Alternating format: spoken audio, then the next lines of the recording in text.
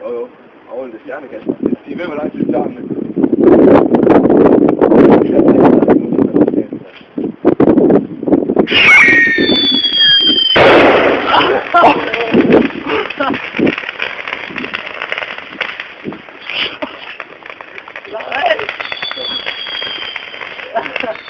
Det kan se, hvordan det er.